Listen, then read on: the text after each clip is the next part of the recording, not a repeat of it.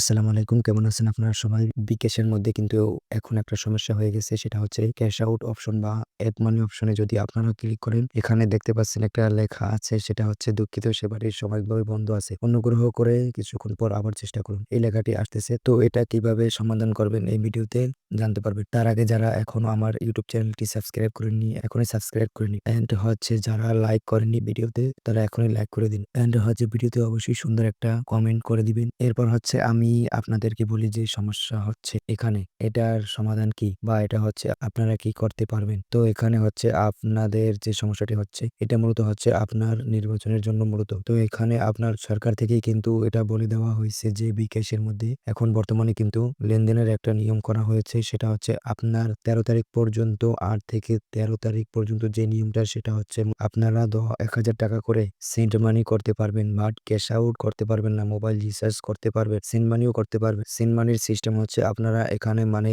একবারে ১,০০০ টাকা ট্রান্সেকশন করতে পারবেন। আর ১০ বার করে আপনারা ডেইলি হচ্ছে ১০,০০০ টাকা ট্রান্সেকশন করতে পারবেন। একসাথে কিন্তু আপনারা ১০,০০০ টাকা ট্রান্সেকশন করতে পারবেন না। ১০ বার করা লাগবে। বুঝতে পারছেন? এভাবে কিন্তু ট্রান্সেকশনটা এখন করতে হবে। আপনার ১৩ তারিখ পর্যন্ত এরপর কিন্তু সবগুলো ঠিক হয়ে যাবে। বুঝতে পারছেন? তো আশা করি আপনারা মানে জিনিসটা বুঝতে পারছেন। আর যারা এখনো চ্যানেলটি সাবস্ক্রাইব করেনি অবশ্যই সাবস্ক্রাইব করে পাশে থাকবেন। ধন্যবাদ।